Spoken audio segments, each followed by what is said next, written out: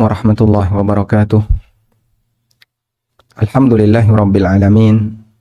Wassalatu wassalamu ala ashrafil Recording in mursalin. progress. Nabiyyina wa maulana Muhammadin wa ala alihi wa sahbihi ajma'in. Wa ashhadu an la ilaha illallah wahdahu la syarikalah. Wa ashhadu anna Muhammadan abduhu wa rasuluh. Sallallahu alaihi wa ala alihi wa sahbihi. Wa man tabi'ahum bi ihsanin ila yaumiddin. Alhamdulillah, puji syukur kita haturkan kehadirat Allah Subhanahu wa taala di kesempatan siang hari ini untuk waktu Yogyakarta dan sekitarnya, pagi untuk teman-teman yang tinggal di Eropa. Kita dipertemukan oleh Allah dalam kajian online yang akan membahas tentang bagaimana yang harus dilakukan oleh seorang wanita agar dia bisa mendapatkan Lailatul Qadar. Pertama yang perlu kita pahami bahwa Allah Subhanahu wa taala membedakan antara laki dan perempuan. Sebagaimana yang Allah firmankan dalam Al-Qur'an, "Walaysa dzakaru kal untha." Lelaki tidak sama sebagaimana perempuan. Sehingga bagian dari prinsip yang perlu kita kedepankan adalah membedakan yang beda, menyamakan yang sama. Apa yang dibedakan oleh Allah, maka tentu saja hakikatnya berbeda. Dan apa yang disamakan oleh Allah itu adalah sesuatu yang sama. Baik, posisi laki dan perempuan di sana ada bagian yang sama karena mereka sama-sama hamba Allah, mereka sama-sama manusia, dan di sana ada bagian yang berbeda. Dilihat dari status kita sebagai hamba Allah, Allah mengatakan, "Wa ma khalaqtul jinna wal insa illa liya'budun." Tidaklah aku ciptakan jin dan manusia illa liya'budun, kecuali agar mereka beribadah kepadaku. Dan laki maupun wanita, kedua-duanya adalah al-insan, kedua-duanya adalah manusia. Sehingga ketika Allah sebut, tidaklah aku ciptakan jin dan manusia kecuali agar mereka beribadah kepadaku, berarti saya sebagai seorang lelaki yang lain, dan ibu-ibu sebagai wanita punya tugas yang sama, yaitu sama-sama berkewajiban untuk beribadah kepada Allah Subhanahu wa taala. Namun, dilihat dari rincian hukum yang berlaku, ada yang berbeda antara lelaki dan perempuan. Allah Subhanahu wa taala mengatakan, "Walaysa dzakaru kal untha." Dan lelaki tidak sama dengan wanita. Sehingga ada bagian yang disamakan dan ada bagian yang dibedakan. Tayyib. Selanjutnya berkaitan dengan Lailatul Qadar. Kita tahu bahwa Lailatul Qadar termasuk di antara anugerah yang besar yang Allah berikan kepada para hambanya. Dan semua punya hak yang sama. Sehingga untuk mendapatkan Lailatul Qadar, lelaki punya hak, wanita juga punya hak. Lelaki punya kesempatan, wanita juga punya kesempatan. Dalam posisi ini, lelaki dan perempuan sama. Kemudian Lailatul Qadar bisa didapatkan oleh seluruh hamba di semua muka bumi ini. Mereka punya peluang yang sama. Sehingga sebagaimana orang Indonesia punya peluang dapat Lailatul Qadar, yang berada di tanah suci punya peluang dapat Lailatul Qadar, demikian pula yang berada di Eropa dan daerah sekitarnya punya peluang dapat Lailatul Qadar. Kita punya peluang yang sama. Kemudian kenapa disebut sebagai Lailatul Qadar? Kita akan bahas terlebih dahulu bagian ini. Pertama kita akan menjelaskan tentang mengapa malam ini disebut sebagai Lailatul Qadar. Bapak Ibu yang kami hormati, Lailatul Qadar terdiri dari dua kata, yaitu kata Lailah dan kata Al-Qadar.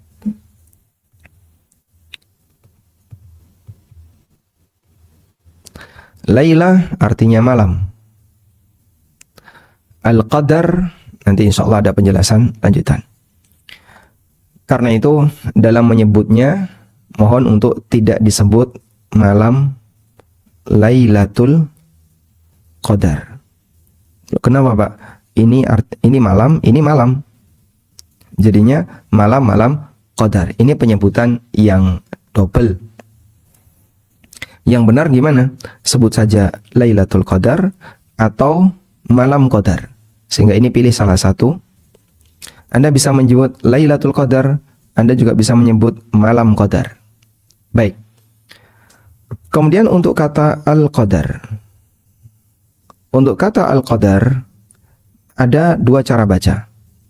Bisa dibaca al-qadar dengan dal di fathah. Kalau dibaca al-qadar, maka maknanya adalah takdir.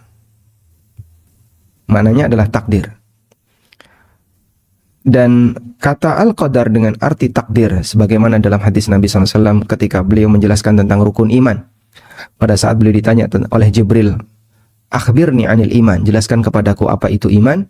Lalu Nabi SAW mengatakan, antu'mina billahi wa malaikati. Di bagian akhir beliau mengatakan, wa tu'mina bil qadari.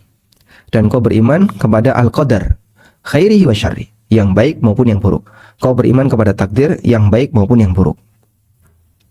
Kemudian kata takdir dalam bahasa Arab bisa bermakna menetapkan.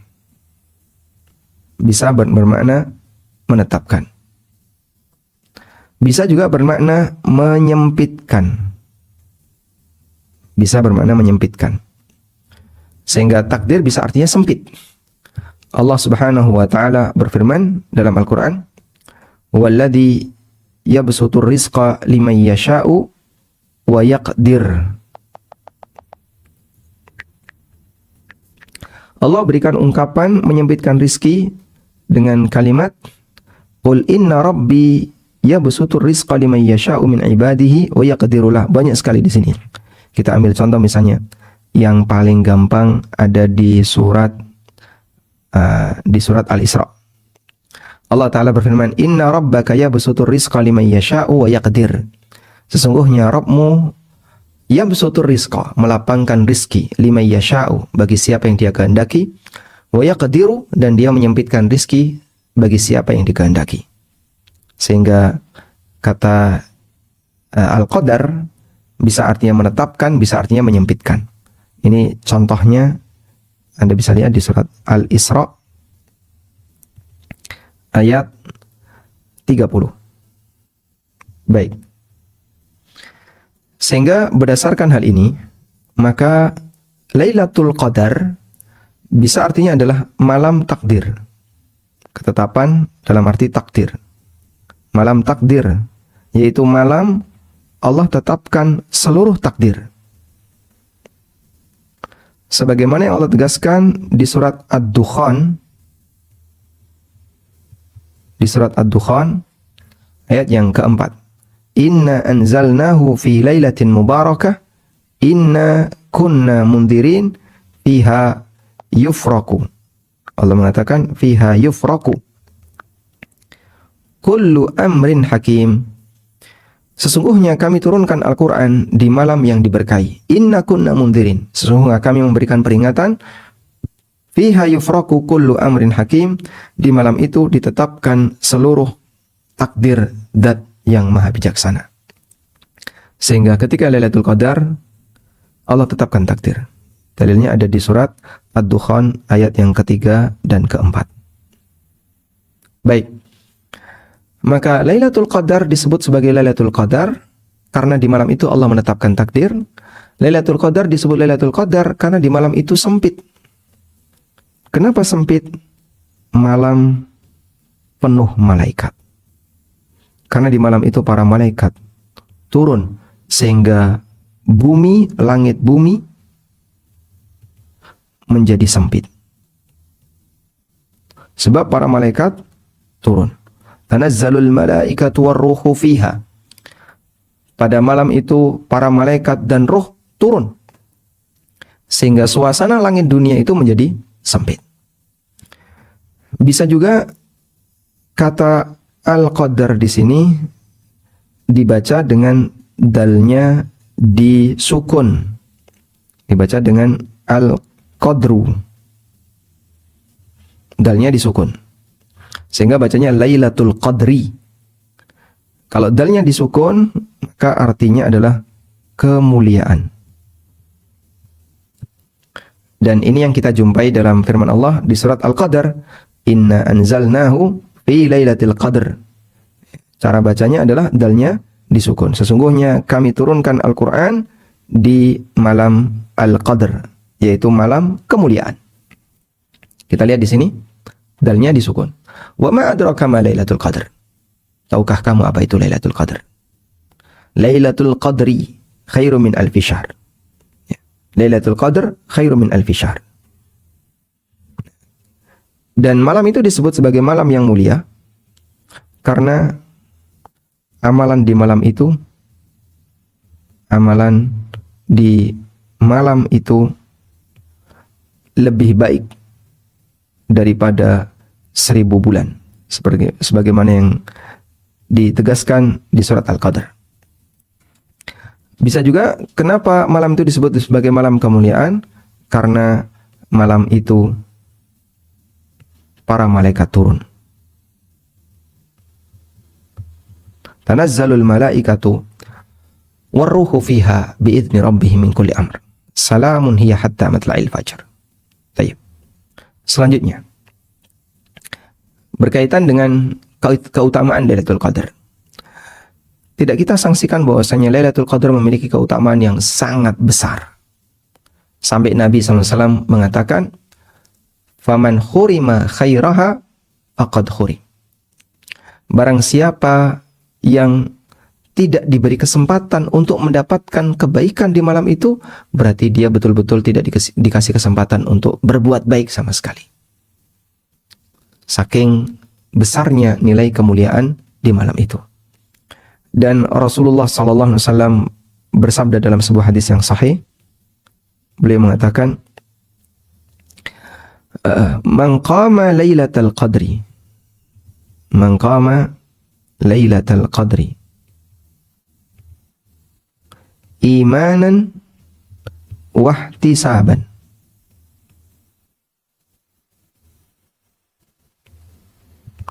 ghufira lahu ma taqaddama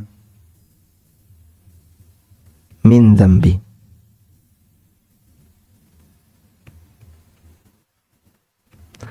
Barang siapa yang melakukan qiyam ketika Lailatul Qadar karena iman dan mengharapkan pahala dari Allah, maka akan diampuni untuknya dosa-dosanya yang telah lewat. Baik. Dan ini menunjukkan keutamaan yang besar untuk mereka yang mendapatkan Lailatul Qadar. Selanjutnya, kita akan lihat bagaimana definisi mendapatkan Lailatul Qadar. Apa sih definisi orang disebut mendapatkan Lailatul Qadar itu? Karena banyak orang punya anggapan bahwa dapat Lailatul Qadar itu susah. Kayaknya mustahil kita dapat. Akhirnya dengan adanya anggapan semacam ini, membuat banyak orang jadi malas untuk beribadah. Buat apa? Percuma, nggak bakalan dapat. Toh biasa-biasa saja suasananya. Maksudnya biasa saja. Saya perhatikan tidak ada perubahan pada diri saya. Maksud lo gimana? Ketika saya malam itu juga nggak ada apa-apa. Nggak ada apa-apa gimana? Ya nggak dibukakan tabir gaib. Jadi dalam anggapan sebagian orang, dapat Lailatul Qadar itu ketika orang punya kasyaf. Ya. Ada sebagian pemahaman,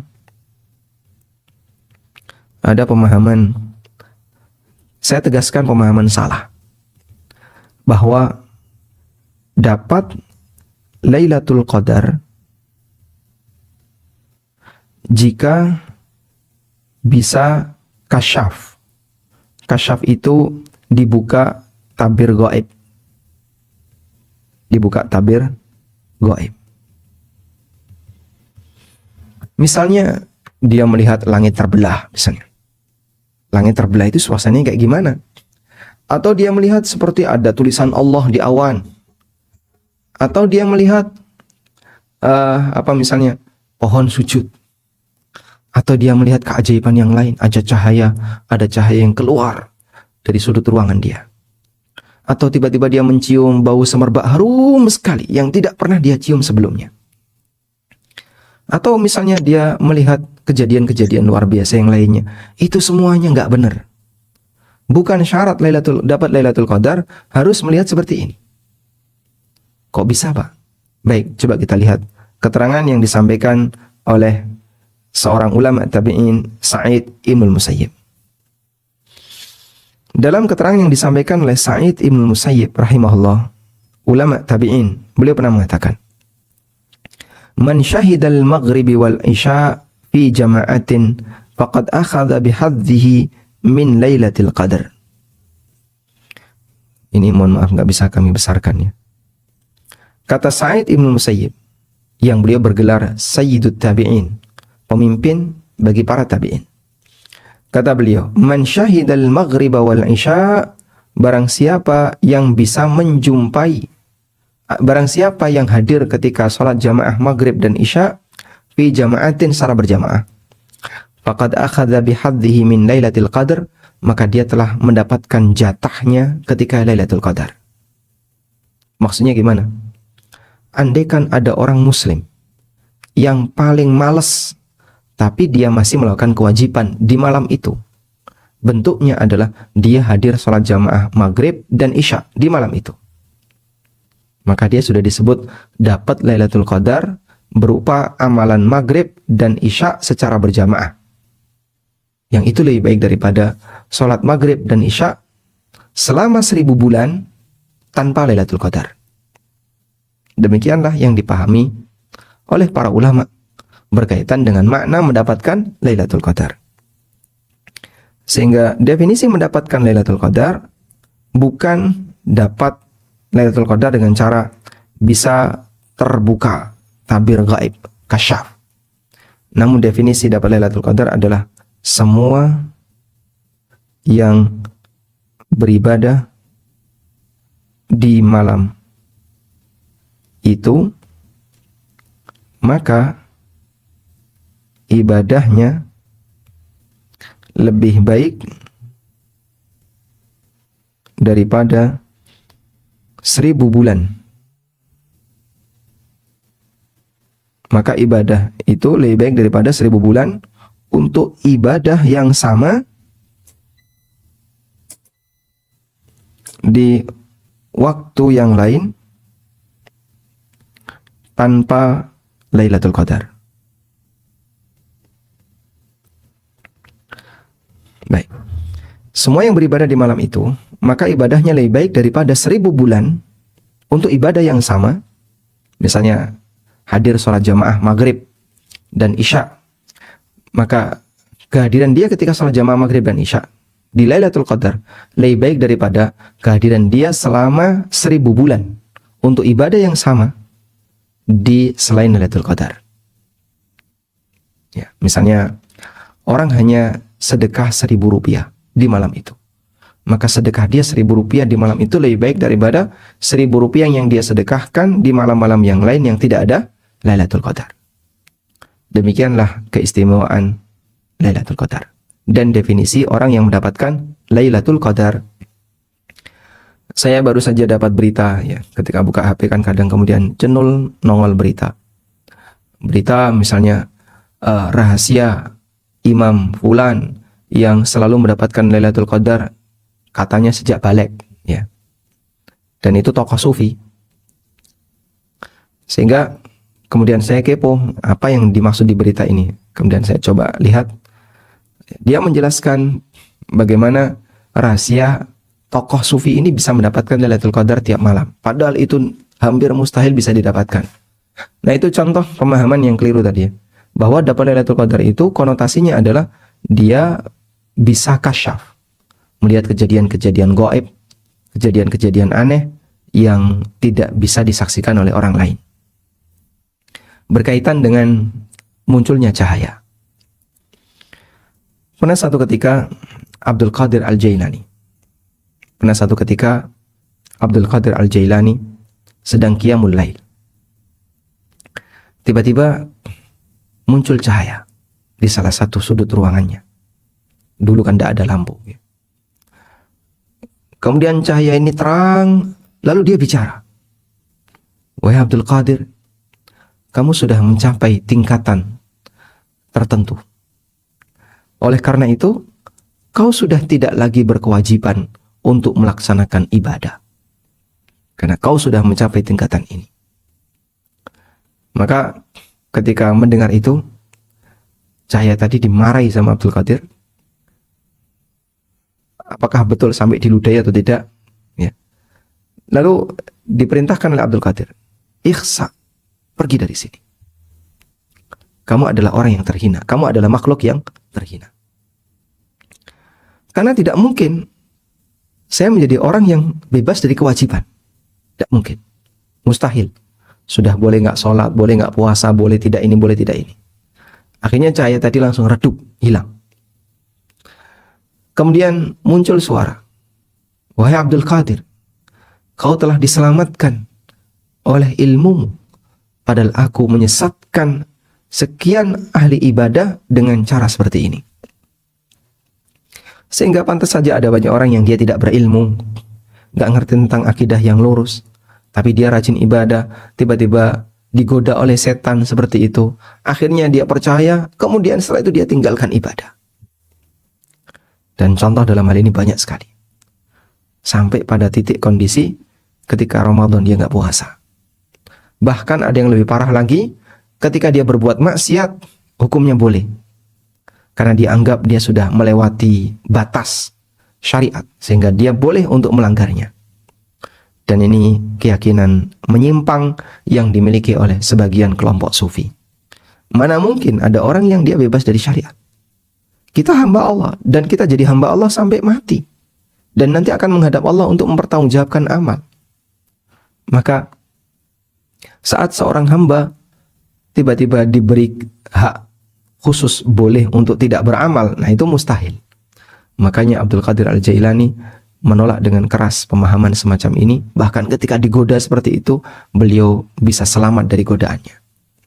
Masya Allah. Baik, oleh karena itu jangan berharap ya, ketika kita ingin ketemu Lailatul Qadar dalam bayangan kita akan berjumpa dengan cahaya yang terang, kita akan ketemu dengan apalagi Al-Kasyaf ya, tersingkapnya tabir-tabir gaib. Jangan berharap demikian, karena itu sumber penyimpangan sufi, sehingga membuat orang jadi nggak mau ibadah. Ya. Ada di antara mereka yang kadang ke diskotik dan disuguhi khamar, ditemani para wanita-wanita yang buka aurat, tapi pakaiannya pakaian mungkin pakai sarung, mungkin pakai apa, pakai peci. Kata dia, ini kan berdakwah, ngajak mereka untuk sholat. Nah, daripada mereka tenggelam kondisi seperti ini nggak sholat, cuman habis sholat balik kayak gitu lagi. Yang sebenarnya nggak ada perubahan. Dan itu pun dia sholat hanya karena saat diperintah. Saat ada orang ini, mungkin dia sambil bagi-bagi sesuatu. Taib. Kita lanjutkan. Kembali kepada tadi, bahwa definisi mendapatkan Lailatul Qadar, bahwa adalah semua yang beribadah di malam itu pasti mendapatkannya. Ini sebagaimana keterangan Sa'id Ibn Musayyib. Seperti keterangan ulama tabi'in yang bernama Sa'id bin Musayyib. Baik, selanjutnya kita akan membahas tentang kapan Lailatul Qadar.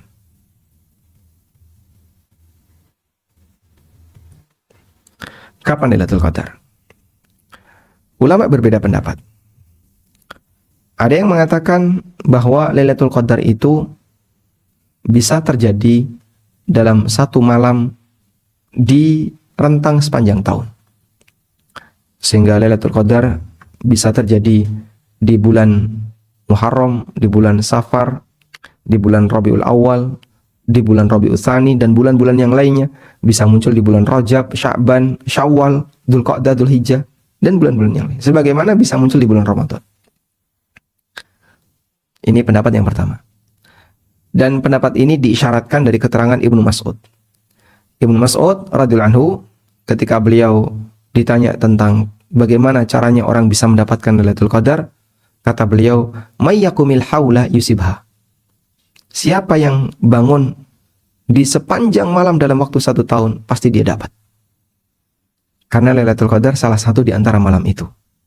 Ini pendapat yang pertama. Pendapat yang kedua, bahwa Lailatul Qadar bisa terjadi di sepanjang Ramadan.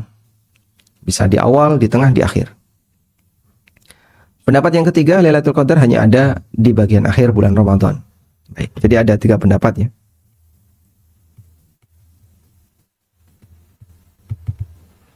Yang pertama, apa tadi? Di sepanjang tahun. Di salah satu malam. Di salah satu malam sepanjang tahun. Pendapat yang kedua bahwa Lailatul Qadar terjadi di salah satu malam bulan Ramadan. Hanya ada di bulan Ramadan, di bulan lain nggak ada.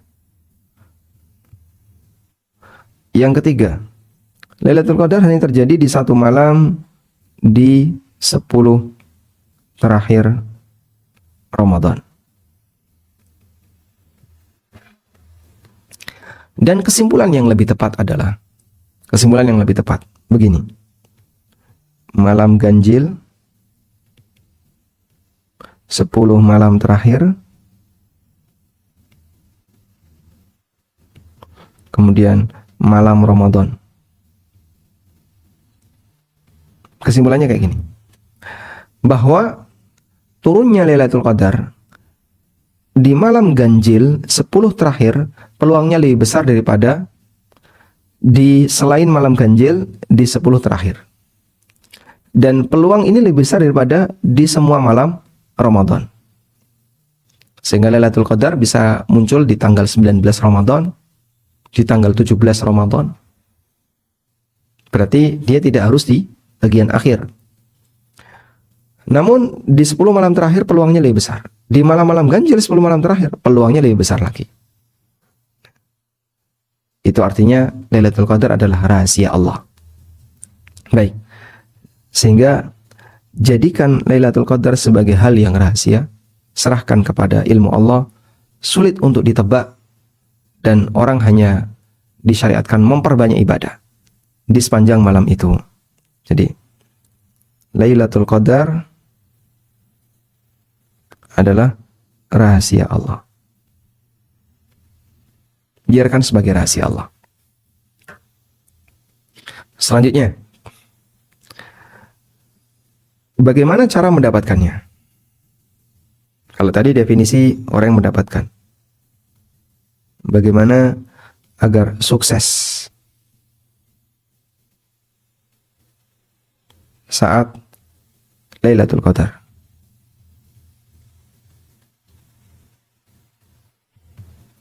Baik. Pada prinsipnya adalah beribadah setiap malam. Intinya ini. Beribadah setiap malam. Nah, ada ibadah yang nggak putus. Terutama di 10 terakhir ya. Ibadah setiap malam terutama di 10 terakhir.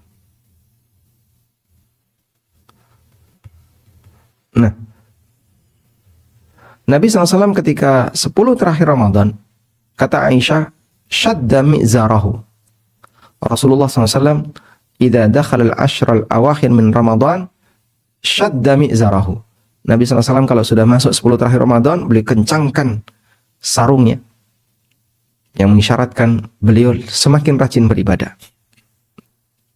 Karena peluang untuk mendapatkan Lailatul Qadar di malam ini paling besar. Baik. Lalu ada ibadah yang tidak pernah putus.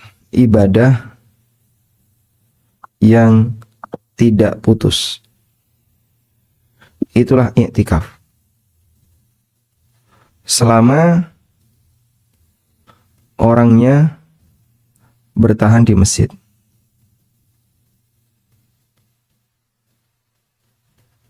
Selama orangnya bertahan di masjid.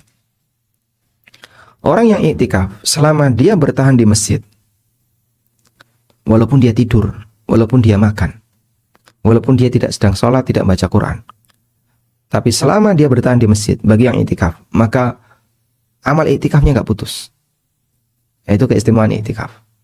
Sehingga orang kalau misalnya i'tikaf dari mulai malam ya, habis tarawih jam 10, lalu nanti pulang balik dari masjid jam 4 misalnya, subuh jam setengah 5, maka dari jam 10 sampai jam 4 dia tidak putus pahala i'tikafnya. Walaupun dari jam 10 sampai jam 4 kan tidak mungkin dia sholat terus. Dia tidur, misalnya dia baca Quran sampai jam 11, setengah 12, kemudian dia tidur. Setelah itu dia bangun jam 2, dia sholat sampai jam 3 atau setengah 4. Lalu dia tidur sebentar, kemudian dia makan sahur, lalu subuh misalnya. Maka selama rentang dia berada di masjid dan tidak keluar, iktikafnya nggak putus walaupun dia tidur. Demikianlah mereka yang beribadah selama iktikaf. Nah, apakah wanita boleh iktikaf? Sekarang kita lihat tentang wanita. Pertama, wanita bisa iktikaf. Wanita boleh iktikaf.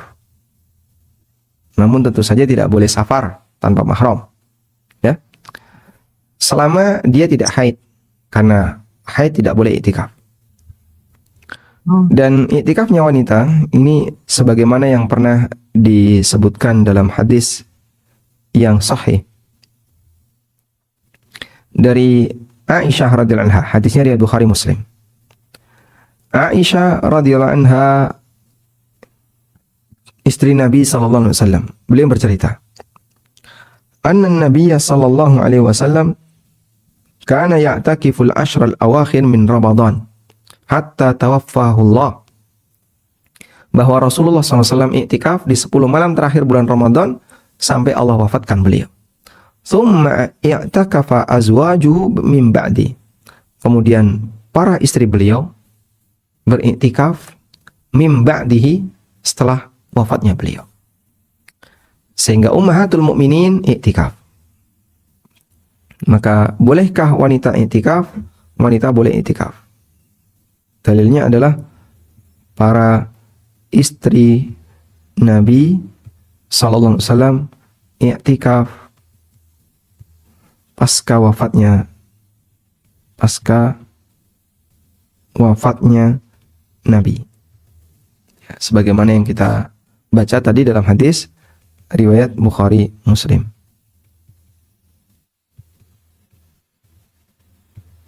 Baik. Selanjutnya, di mana wanita harus iktikaf? Pada prinsipnya wanita harus iktikaf di masjid sebagaimana hukum iktikaf secara umum. Allah Subhanahu wa taala berfirman, "Wa antum aakifuna fil masajid." Dan kalian iktikaf di masjid. Sehingga iktikaf itu dilakukan di masjid. Nih. Di sini wanita iktikaf di masjid. Berdasarkan firman Allah Subhanahu wa taala di surat Al-Baqarah. Ayat berapa ya? Masih tentang masalah puasa. Coba kita lihat.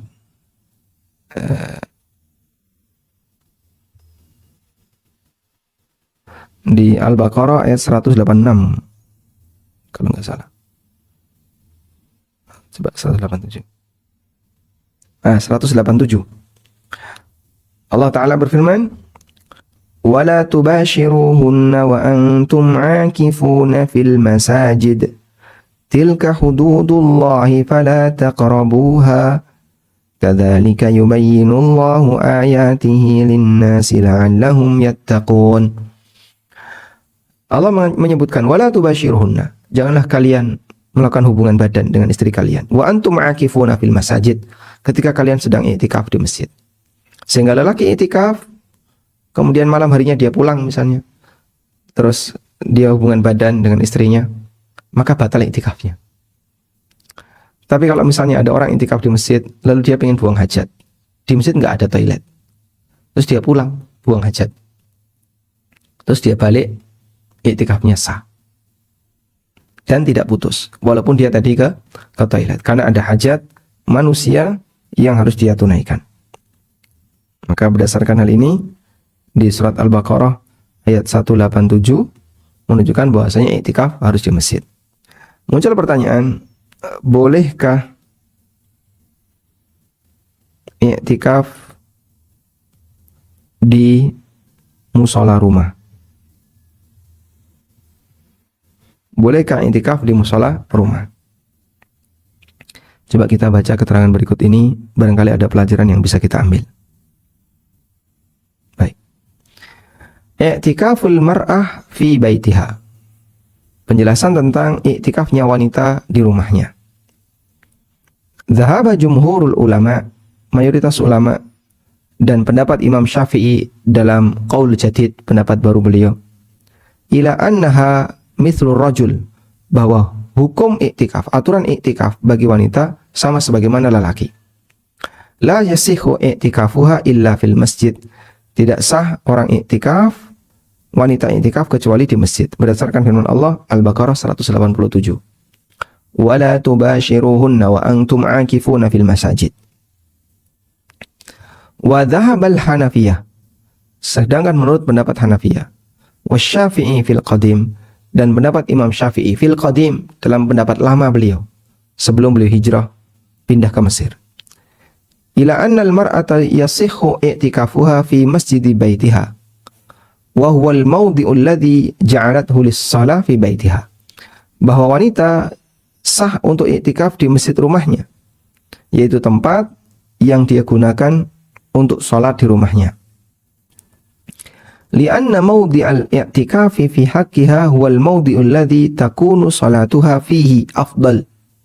Karena tempat i'tikaf bagi wanita adalah tempat di mana ketika dipakai untuk mengerjakan sholat itu lebih afdal, yaitu di dalam rumah. Kama fi haqqi rajul, sebagaimana lelaki karena sholatnya di masjid maka i'tikafnya di masjid. Demikian pendapat Hanafiyah dan Imam Syafi'i fil qadim.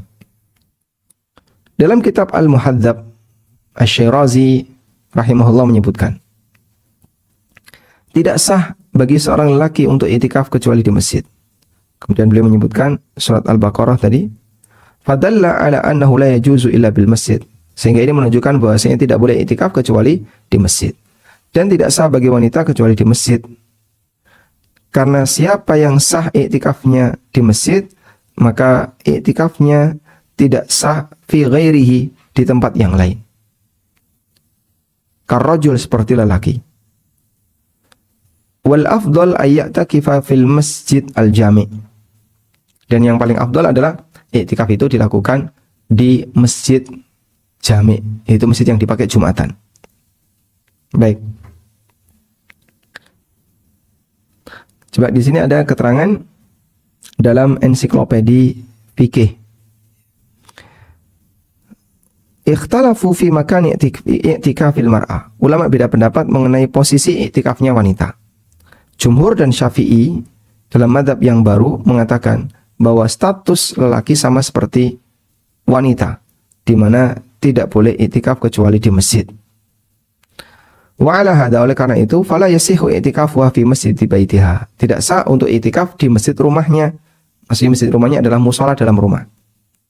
Berdasarkan riwayat dari Ibnu Abbas radhiyallahu anhu, beliau pernah ditanya tentang wanita yang ju'ilat 'alaiha ay nadarat an ta'takifa fi masjidi baitiha.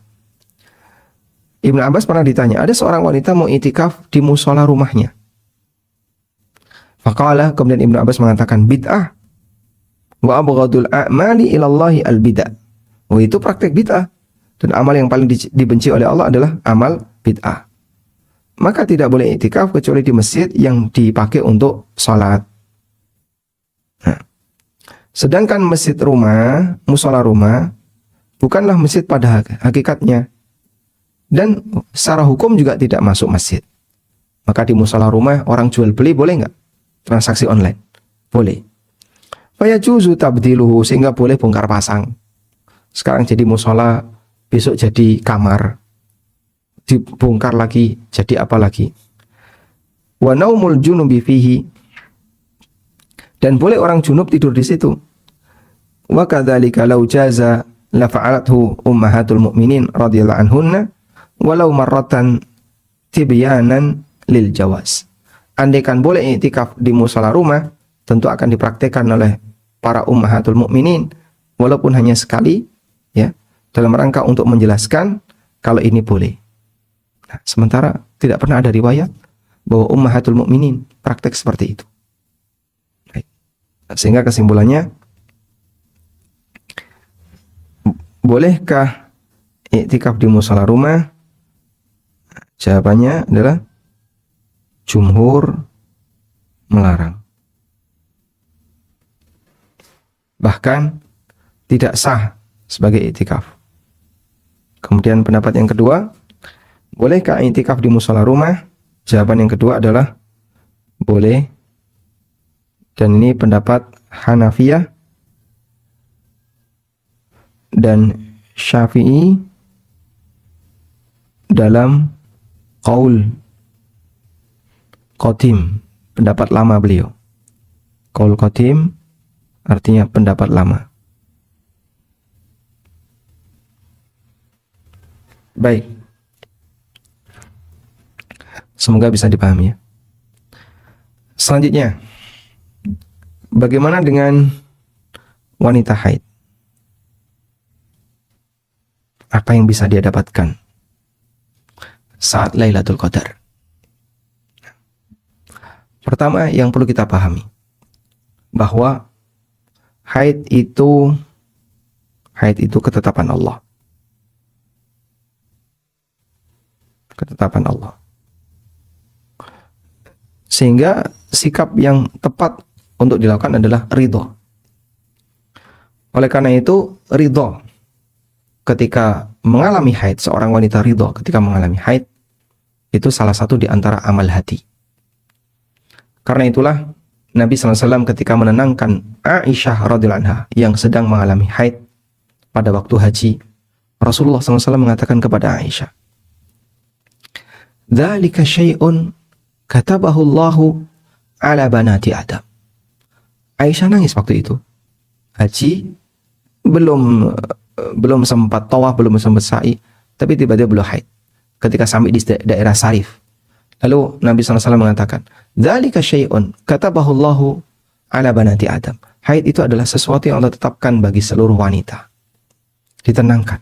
Dan kau ridho seperti ini, insya Allah berpahala. Maka seorang wanita yang dia merasa ridho ketika dia mengalami haid, sehingga dia nggak puasa, insya Allah itu menjadi amal batin. Dan ridho ini amal hati. Nilainya besar tentu saja ya. Baik. Kemudian yang kedua, wanita haid tidak dilarang untuk ibadah.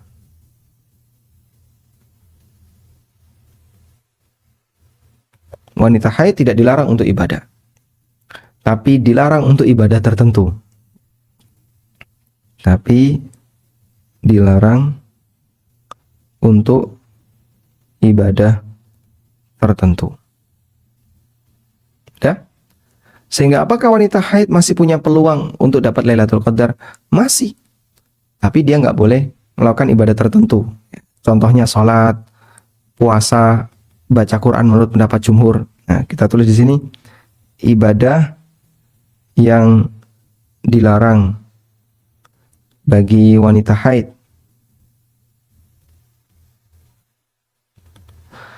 Satu, sholat. Dua, puasa. Tiga, baca Al-Quran. Walaupun hafalan ya. Ini menurut pendapat jumhur. Ya, meskipun ada yang berpendapat boleh. Yang keempat, pegang mushaf. Ini menurut pendapat jumhur juga dilarang. Dah?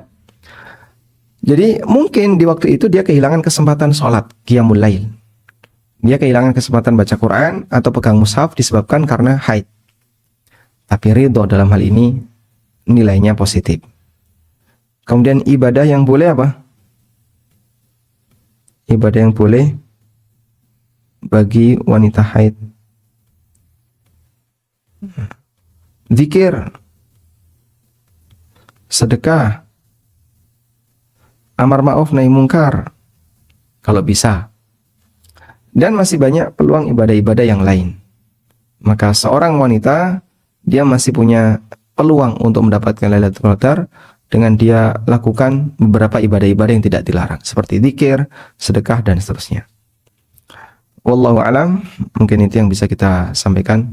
Semoga bermanfaat.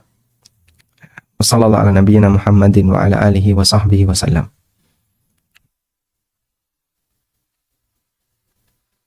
Assalamualaikum warahmatullahi wabarakatuh, Ustaz. Waalaikumsalam warahmatullahi wabarakatuh. Afwan, ana izin cek audio.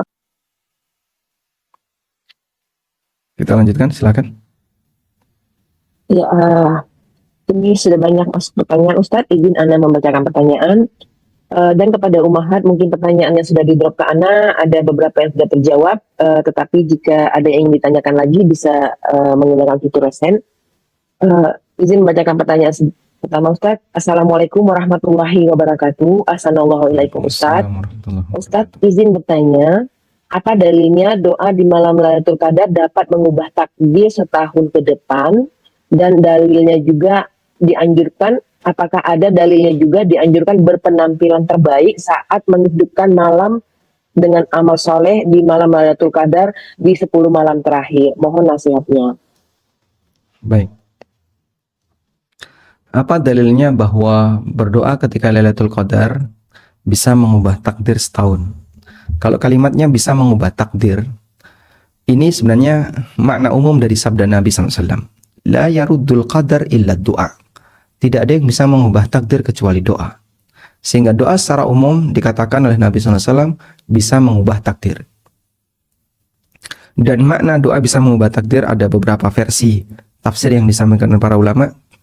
Salah satunya mereka menyebut bahwa doa bisa mengubah takdir, maksudnya adalah takdir yang bukan takdir Lauhul Mahfud. Karena takdir itu kan bertingkat ya.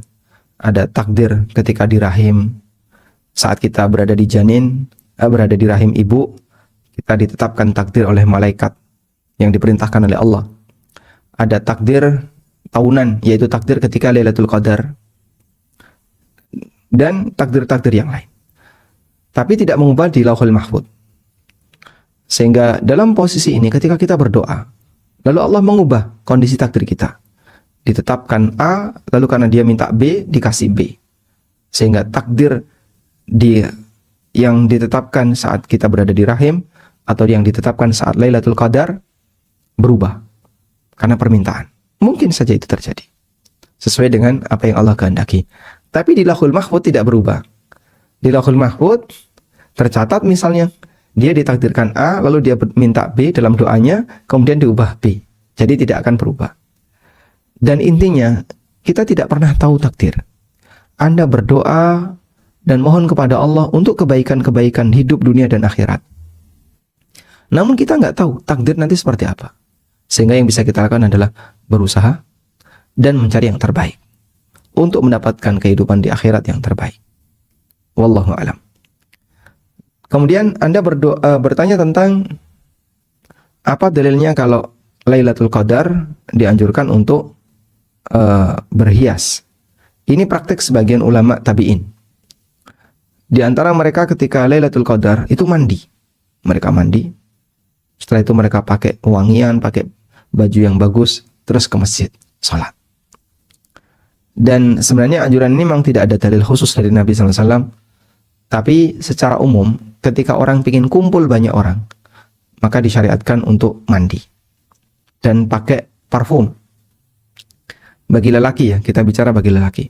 Agar nanti suasananya lebih seger, bukan suasana ngantuk. Ya. Aroma ngantuk itu kan orang yang tidak mandi. Kemudian aroma ngantuk disebabkan karena biasanya aroma-aroma bantal ya. Lebih kecut, lebih bau. Tapi ketika orang seperti itu, ini aroma ibadah. Maka saat Lailatul Qadar disyariatkan untuk membuat aroma ibadah. Wallahu a'lam, kurang lebih seperti itu. Kenapa kita dianjurkan untuk mandi sebelum atau ketika di Lailatul Qadar. Nah. Ya, jazakallahu khairan, Ustaz. Pertanyaan berikutnya, Assalamualaikum warahmatullahi wabarakatuh, Ustaz. Di tempat kami ada sholat malam Lailatul Qadar dalam rangka iktikaf.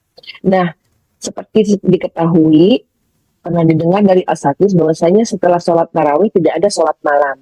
Di masjid dekat kami ada sholat malam jam 2 malam untuk jemaahnya iktikaf. Apakah ini sesuai dengan sunnah Dan ketika sholat malam itu rukuknya lama sekali, apakah doa Allahumma innaka afun tuhibbul afwa fa'fu anni dapat diganti dengan Allahumma innaka afun tuhibbul afwa fa'fu anna?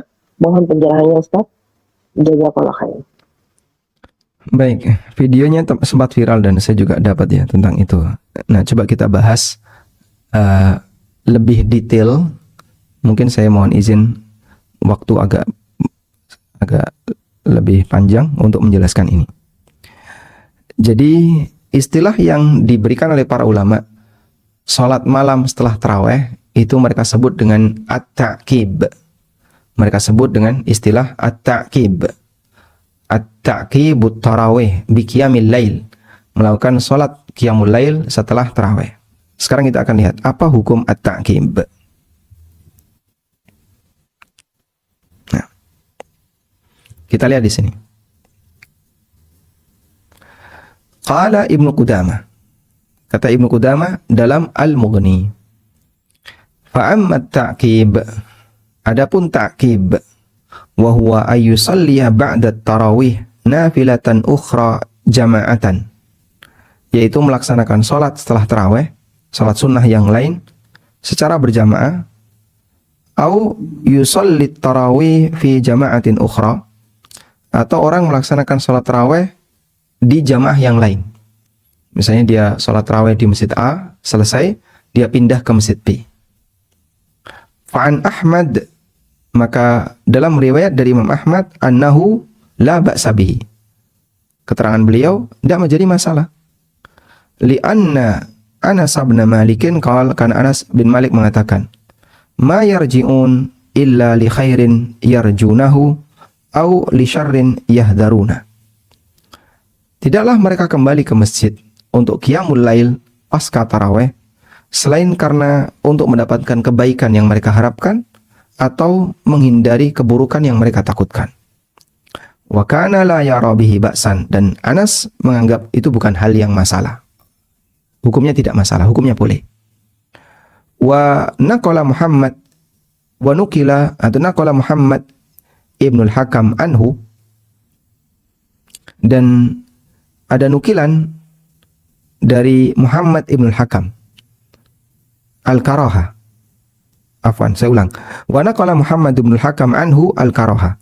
Dan Muhammad ibn al-Hakam menukil dari Imam Ahmad bahwa hukumnya makruh. Illa annahu qaulun qadim, hanya saja itu pendapat lama beliau. Ya, menurut keterangan Muhammad ibn al-Hakam dari Imam Ahmad.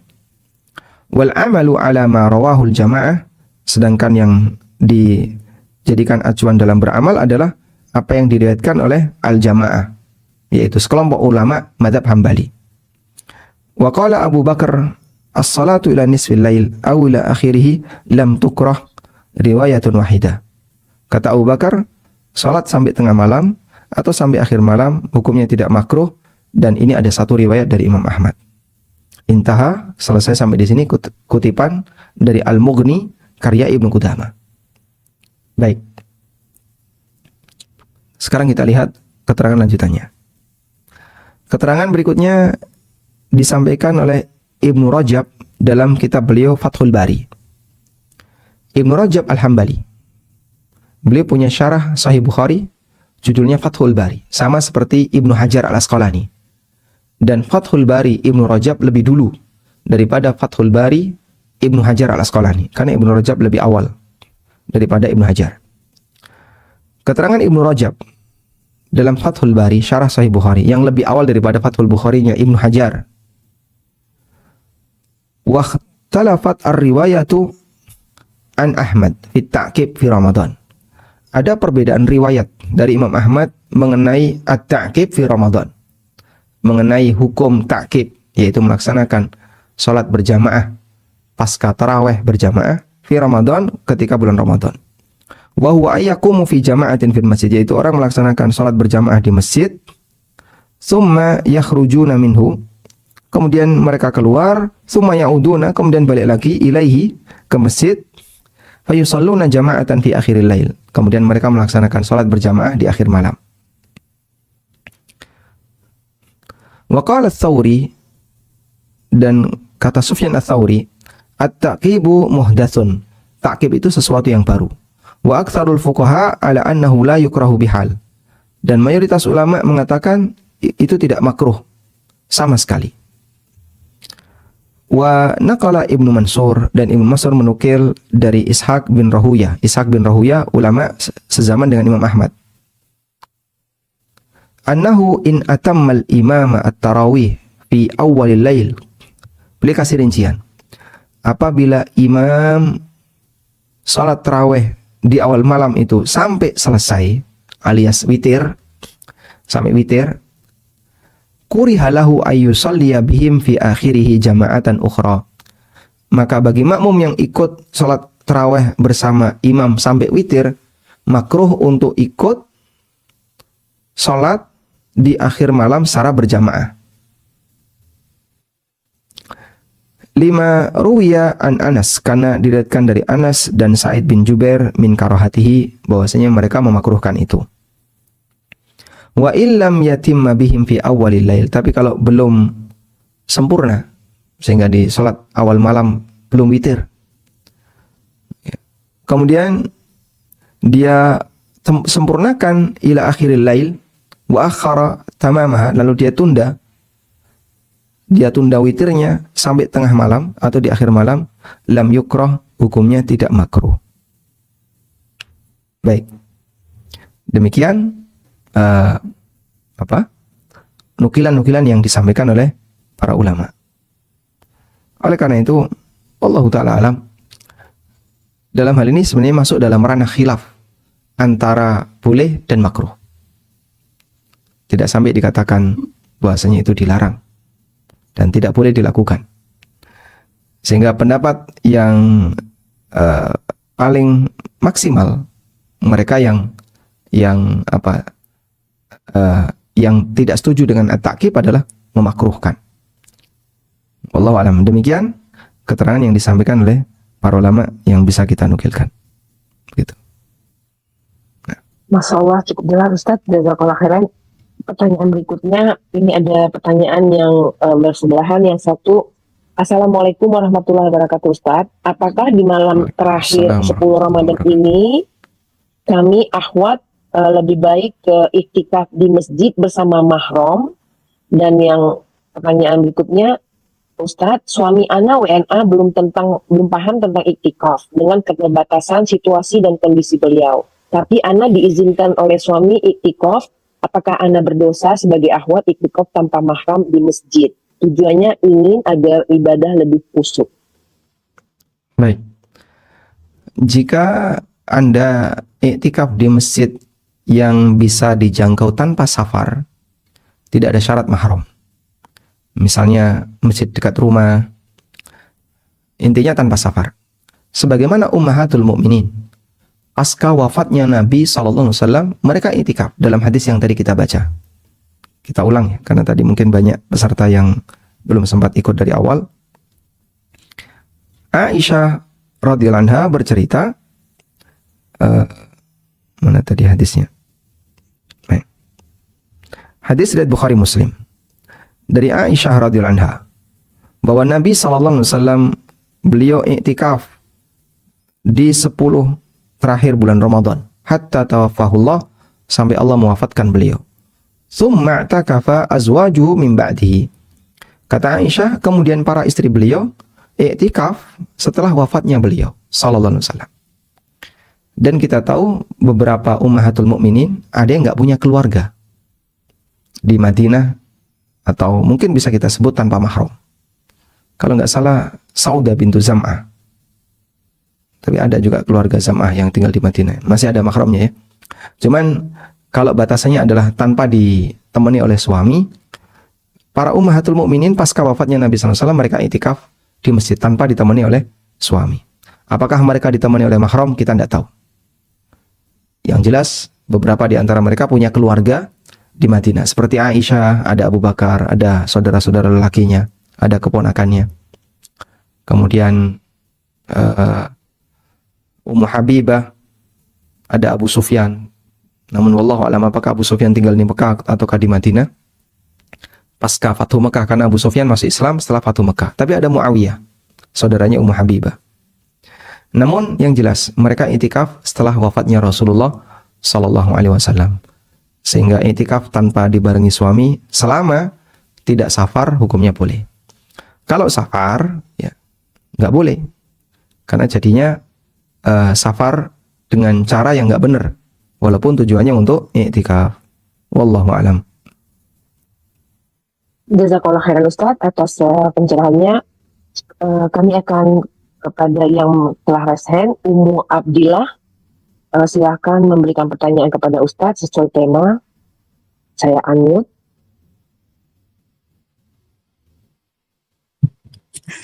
Baik, terdengar dengan jelas ya suara Ana sebelumnya, Afwan?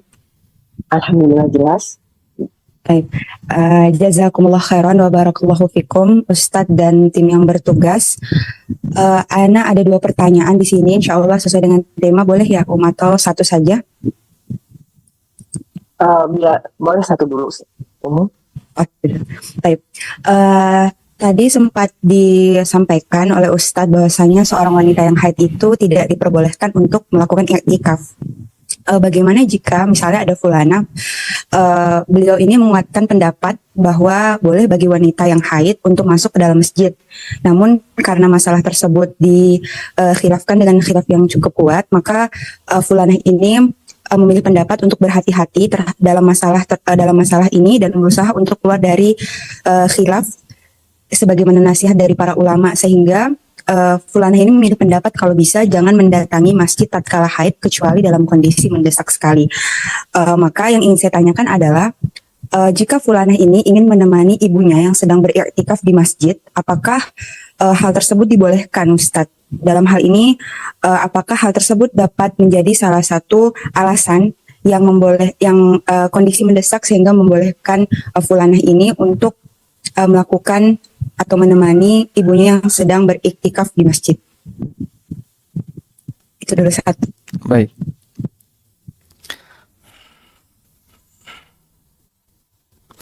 Berkaitan dengan wanita yang iktikaf di masjid ya. Orang yang para wanita dengan usia berapapun, selama dia dalam kondisi suci, dia boleh iktikaf. Selanjutnya bagaimana kalau dia mengalami haid? Wanita yang sedang haid atau nifas, dia tidak boleh berdiam di masjid. Dan demikianlah pendapat jumhur ulama. Sebagai konsekuensinya, maka dia tidak boleh iktikaf. Jumhur ini adalah Malikiyah, Syafi'iyah, Hambali. Bahkan wahuqiyal ijma' ala tahrimi muksiha fil masjid. Ada sebagian yang mengatakan ulama sepakat wanita haid tidak boleh berdiam di masjid. Sebagaimana keterangan yang disebutkan oleh Ibnu Qudamah. Beliau mengatakan, amma khurujuha minal masjid fala khilafa fihi. Adapun wanita haid, dia harus keluar dari masjid, ini tidak ada perbedaan di sana. Li'annal haidha hadathun yamna'u al-lubtha fil masjid. Fahuwa kal janabah wa akadu minhu. Karena haid adalah hadas besar yang menghalangi seseorang untuk berdiam di masjid. Sebagaimana junub, bahkan lebih berat daripada junub, karena haid tidak bisa dihilangkan. Baik. Ini keterangan yang disampaikan oleh Ibnu Qudamah. Maka bagi wanita yang i'tikaf lalu dia mengalami haid, dia harus keluar dari masjid, dan kata Ibnu Qudamah, la khilafa fihi, tidak ada perbedaan di situ. Namun ada solusi yang bisa dilakukan. Solusi yang bisa dilakukan adalah dia bisa berada di mulhaqul masjid. Mulhaq masjid itu tempat yang masih di sekitar wilayah masjid, tapi bukan bagian dari masjid. Misal ada kamar di masjid misalnya, atau ada tempat di sebelah luar yang itu tidak dipakai untuk sholat, tapi masih di sekitar masjid. Insya Allah dia bisa di situ. Dan kalau itu semuanya nggak ada, Pak, di sini nggak ada, masjidnya minimalis, adanya cuman tempat ibadah, yang lainnya ya bukan masjid. Kalau di masjid-masjid luar negeri barangkali justru lebih banyak tempat-tempat ngumpul, tempat rapat, tempat apa. Nah, nanti bisa minta izin ke takmir, bisa nggak saya istirahat di sini nemenin ibu saya yang sedang iktikaf di ruang utama? Kalau bisa, alhamdulillah, Anda bisa berada di situ. Sekretariat itu bukan masjid. Nah, kalau di situ boleh. Tapi kalau di ruangan utama yang dipakai untuk sholat, wanita haid tidak boleh. Mentoknya kalau nggak ada, maka silahkan nanti Anda cari penginapan, hotel atau apapun yang tidak jauh dari masjid, sehingga tetap bisa mengawasi ibu di masjid yang sedang iktikaf tanpa Anda ikut iktikaf. Wallahu a'lam. Ya. Taib, Afwan, untuk pertanyaan kedua Ustadz, untuk wanita yang sedang haid itu amalan yang paling afdol yang dapat dia lakukan itu apa ya Ustadz? Amalan yang paling afdal bagi wanita haid adalah berzikir yang banyak. Dan zikir ini ibadah yang luar biasa, karena zikir itu nggak ada putusnya. Salat bisa selesai, puasa bisa selesai, haji bisa selesai, tapi zikir nggak ada ujungnya. Ujung zikir adalah kematian. Karena itu wanita haid bisa berzikir walaupun dia nggak bisa salat, dia nggak bisa baca Quran. Sehingga amalan yang menjadi andalannya adalah banyak berzikir dengan aneka zikir yang ada. Subhanallah, alhamdulillah, Allahu akbar. Salawat juga bisa. Allahumma shalli wa sallim ala nabiyyina Muhammad, dan zikir-zikir yang lainnya. Wallahu a'lam. Jazakallah khairan Ustadz. Ada satu pertanyaan Ustadz yang tentang seorang akhwat tidak bisa melaksanakan ibadah iktikaf karena diberi tugas memasak untuk peserta iktikaf di masjid. Apakah Ana bisa mendapat pahala malam Lailatul Qadar? Insya Allah bisa. Pertama, apabila layanan yang Anda berikan ini layanan yang sifatnya sukarela, berarti Anda beramal untuk banyak orang yang sedang ibadah dan melayani orang yang ibadah, insya Allah bernilai pahala. Yang kedua, sambil masak Anda bisa beraktivitas zikir. Kalau baca Quran mungkin berat ya, tapi Anda bisa zikir, mendengarkan kajian, mendengarkan murattal sambil masak. Sehingga aktivitas itu tidak memutus Anda untuk meninggalkan semua ibadah. Peluang itu yang bisa Anda ambil. Dari sinilah Anda bisa tetap beribadah walaupun bertugas masak. Meskipun kita sarankan agar dilakukan secara gantian ya. Kadang Anda yang bertugas, kadang yang lain yang bertugas secara gantian. Semua mengambil peran. Anda juga bisa ikut menikmati ibadah pribadi yang ada di dalam masjid. Dan begini ya, kadang orang ketika tidak bisa melakukan itu berharap bisa. Tapi yang sudah bisa kadang tidak maksimal. Yang udah di dalam masjid, yang dia bisa i'tikaf di dalam masjid, dalam posisi suci, tidak haid di dalam masjid, malah tidur terus. Bisa jadi mereka yang masak dan yang melayani, atau mereka yang sedang haid lalu nggak bisa tidur karena dia zikir, dengan harapan bisa i'tikaf tapi nggak bisa, lalu dia isi dengan zikir. Pahalanya lebih besar daripada yang bisa kemudian dia tidur. Nah, justru yang bisa kadang tidak memaksimalkan. Yang nggak bisa berharap bisa. Maka dengan niat yang besar dan tekad yang kuat, insya Allah diberi pahala oleh Allah, walaupun tidak terwujud karena ada halangan. Wallahu a'lam.